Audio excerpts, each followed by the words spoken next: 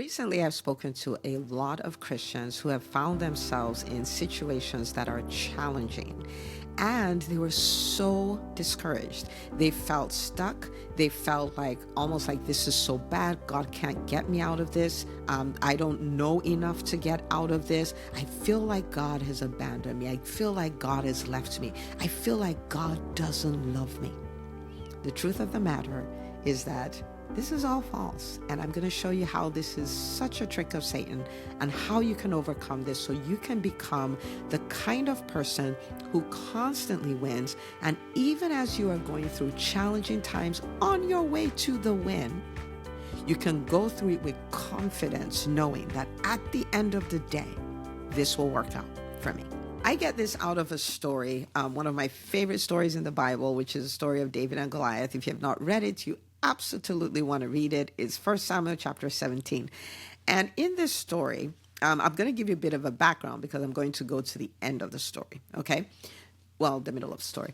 And so we have, the Philistines, and we have the children of Israel, and they are at war, if you will, okay?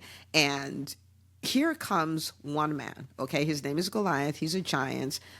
Historical accounts say maybe he was 9 feet, 9 inches tall. So think about that. The tall basketball players are 7 feet. So he's almost 3 feet taller than them, okay? So he's really tall. Goes on to, describe him. And he says, hey, like, we don't need to fight.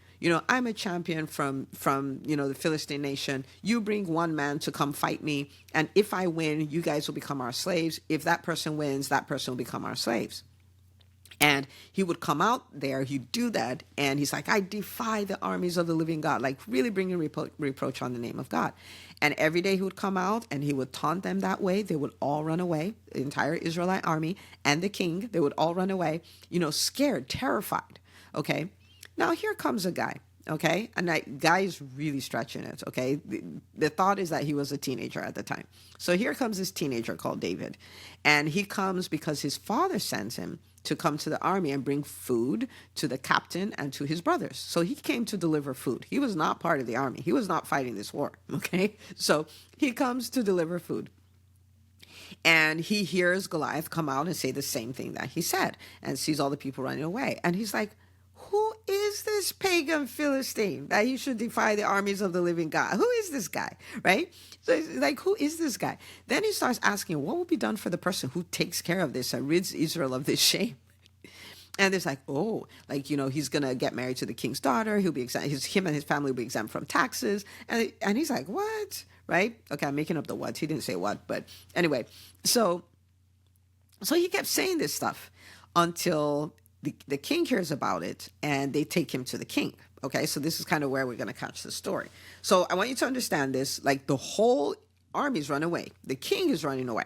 And here comes this boy and he says, I'm going to fight him. Okay.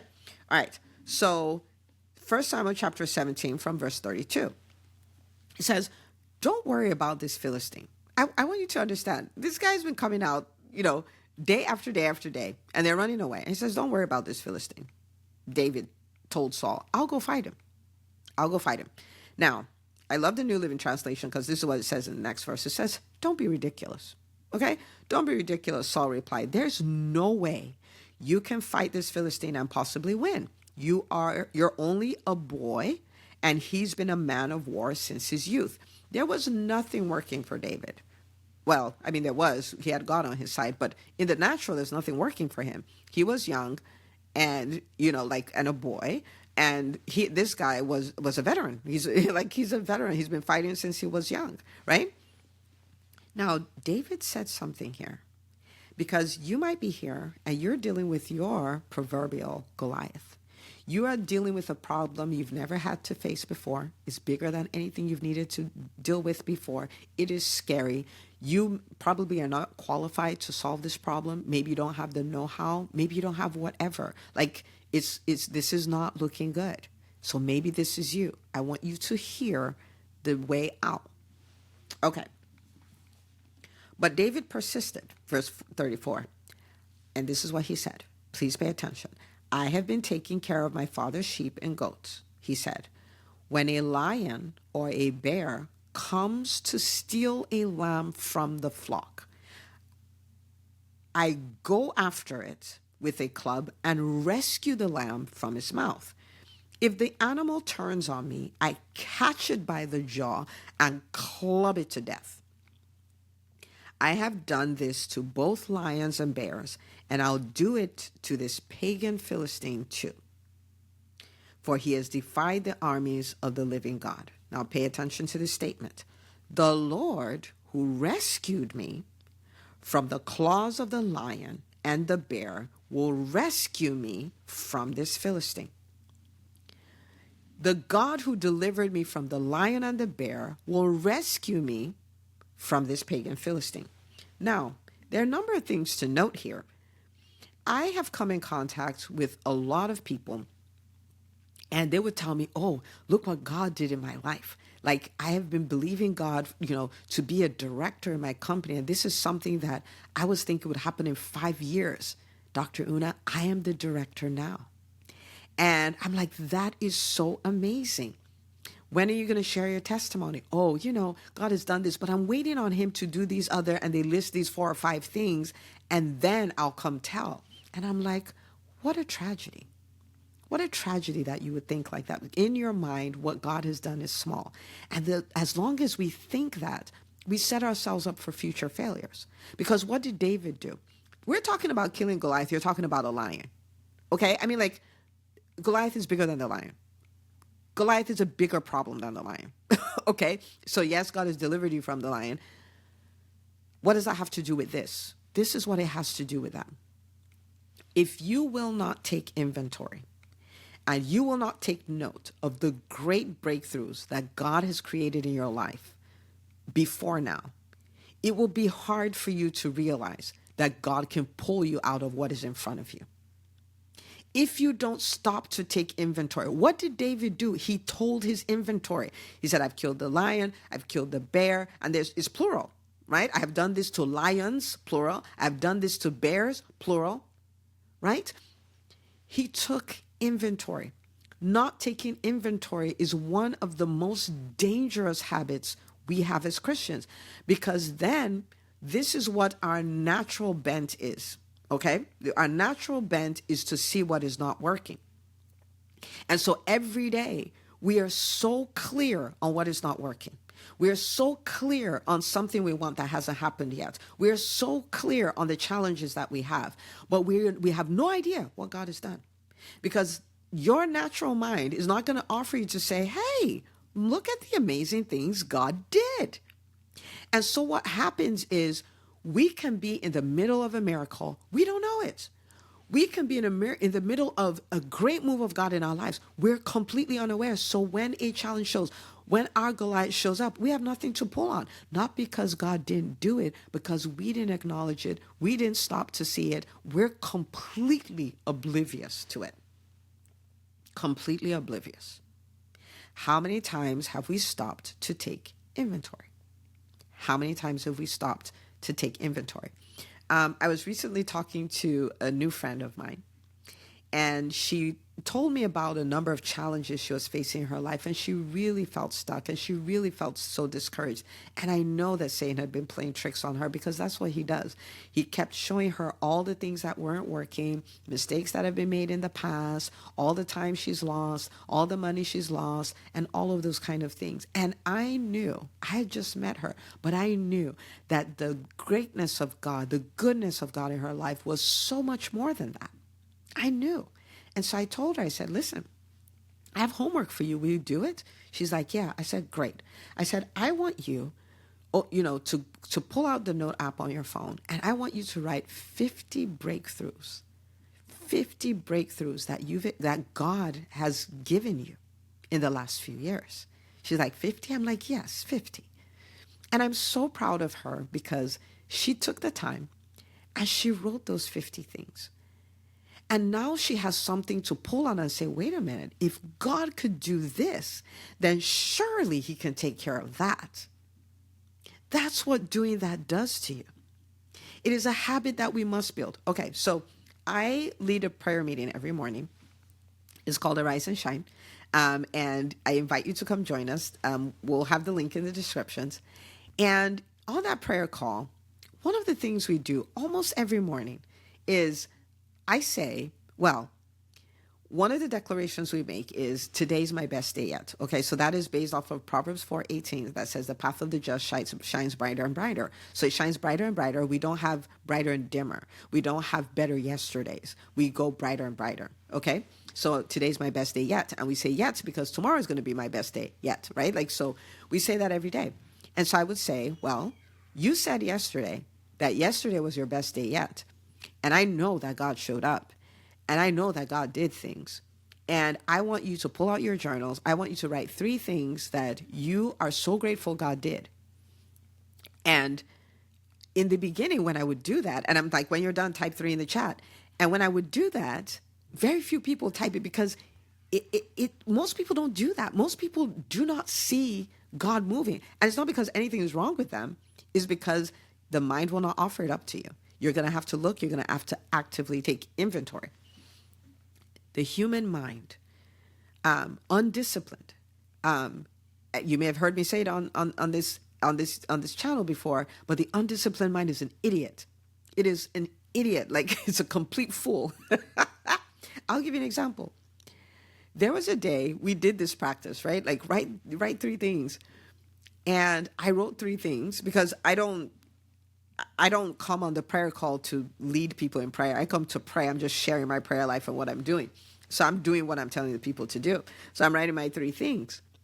And at the end of the prayer meeting, God is like, wow, I think you forgot something. I'm like, I did? He's like, yeah. I was like, what did I forget? Do you know, our company had just made the Inc. 5000 list of fastest growing privately held companies in the United States for the 2nd year in a row. I want you to think about how insane that is. It didn't make the list. It was not on the list. I had forgotten because that is what the human mind does. And so that way, if something else comes up in my business, I'm like, oh, I don't know if I can do that. What? Are you kidding? Like, look at all the things he's done in the last, 14 years you've been an entrepreneur. So anyway, when I started doing that, very few people post 3 in the chat because it is a new habit they have to learn. And it's not something we do by default. We don't see those things. We don't see them. And because we don't see them, we lose future victories because it's like, oh, God is clearly not strong enough to do this. And he hasn't done anything for me and he hasn't been faithful. But this habit lets you know he's faithful because every single day you can see the goodness of God. You can see the hand of God. You can see where his favor showed up. You can see where his wisdom was at work in your life. You can see where he opened doors for you. You can see all of that. You can see prayers that had been prayers for years and they were answered. If you do not do this, you will have no idea God is faithful. You would say it because it's Christianese, like God is faithful. You would say that because he was faithful to people in the scriptures, but you will not know he's faithful to you. You gotta start this habit. You gotta start this habit of documenting his goodness.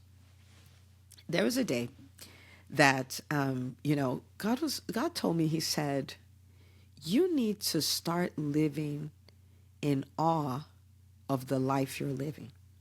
I was like, what does that even mean? But what he meant is this. Our minds will always bury what is working and choose to focus on what is not and what we don't have and all of that. But I want you to actively start looking. Like, look at the house you live in. I remember that there was a time it was a prayer point. Look at the marriage, the husband you're married to, and remember that once upon a time it was a prayer point. Look at the car you're driving, and remember that there was a time in your life you could not imagine driving a car like that. Look at the time look at your children and realize there was times you were like, you wanted children, but you didn't have them. We can miss all of this and just complain about everything. And it buries our faith. It's awful what it does. And so, going back to David, he said, the Lord who rescued me from the lion and rescued me from the bear will rescue me for this Philistine.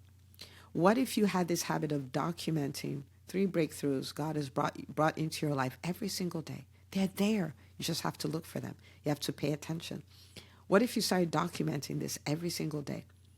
What that would mean is when a challenge shows up, when a Goliath shows up, you can pull up your book of memorial, like I like to call it, right? Those of you on the Rise and Shine, your Rise and Shine journals, and you start flipping, and you're like, look at what God has done. Look at how faithful he has been. Look at how his hand has been stretched out. Look at this situation. It was impossible. I didn't even think I'd get out of it. He got me out of it. And then you can turn to your Goliath and you can say, and this pagan Philistine is going to be like one of them too. You can do that, but you have to start the habit of living it up. So David did that.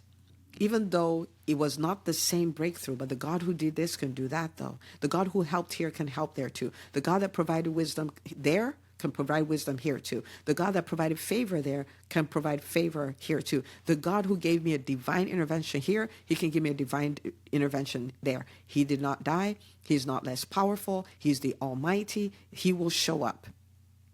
Okay. Now, I want you to think about something that makes this even more powerful. And that is the thought that for 40 days, Goliath came out every morning and he was taunting the people of Israel, defying the armies of the living God. And people ran away. They were losing the battle. And in one day, they won the battle. Why? There are many reasons why, but one is that there was somebody who had practiced uncovering the faithfulness of God in his life. And so he was able to stand knowing that that same God will show up. The difference between losses and victory sometimes is just an understanding of the faithfulness, the personal experience of the faithfulness of God, which only comes from taking inventory. Okay? So I want to invite you to go from a person who is afraid of challenges to a person who faces challenges head on, because you know, I have had 1,000 challenges, and in every one of those, God has shown himself faithful, and this will be just like one of those. I want you to be that person. It all starts with taking inventory. So I want you to take a moment after this and let me know in the comments if you commit to doing this, okay? Just let me know, I'm going to take inventory. I want you to pick a number. It could be 12. It could be 25. It could be 50. For some overachievers here, it could be 100. Okay. And you're just like, I'm going to write 100 breakthroughs that I've had in my life. Okay. I started thinking about this. I was like, I write it right before I started recording. Even if I start from the middle of my life, in my teenage years, like the way I got into medical school, it was a miracle. There was an accident I almost got into when I was on my way to my clinicals. I still remember like it was yesterday, because I would have either died or would have had some very serious complications. God delivered me from that. How I aced medical school, it was all God. How I got into residency, how I met my husband, every one of my 4 children, having them was divine intervention. Starting a private practice, like all of these things up until today, it's just been one breakthrough after another after another. Don't call any breakthrough small. It doesn't exist. It doesn't exist. I remember when I was pregnant with my third child, my second daughter, and I just had the most excruciating pain on my belly button. Pain you can't do anything about. Excruciating pain. And sometimes, you're just like, it's just a belly button, it's just a toe, it's just a this. I remember how grateful I was when God healed me, because, oh my goodness, was that awful. Remember it all. Remember it all. And give him praise, knowing that if he did this, he'll do that. Understand that the lions and bears, they just practice so that you can confidently handle Goliath. That's what it is. So take the inventory. You can even come back when you're done. Type in the comments. Let me know that you're done. But this, my friend, is the pathway to victory. Okay? So engage it. Gratitude is a powerful thing. Taking inventory is a powerful thing. And I cannot wait to celebrate when you reach out to me and you say, Dr. Una, you know what? I did that. And this big storm came. And I remembered that I was going through the valley. I was not there to stay. I remembered the goodness of God and how he had delivered me from so many other trials. And I handled that like a boss. And I am proud to tell you that to the glory of God, I am on the other side. Because you are designed. Every time you go through a challenge, Satan's intent is for it to destroy you. But the truth of the matter is God's intent is for it to make you better. It doesn't mean he brought the challenge, but he'll use it to make you better. It's like weights in the gym. So take inventory. Nothing is wrong. Build your confidence in God's personal faithfulness to you and become that person who confidently goes through storms and comes out bigger, better, bolder on the other side. Rooting for you always, always, always, always. So right after this, I want you to go watch the video, What to Do When the Storms Come.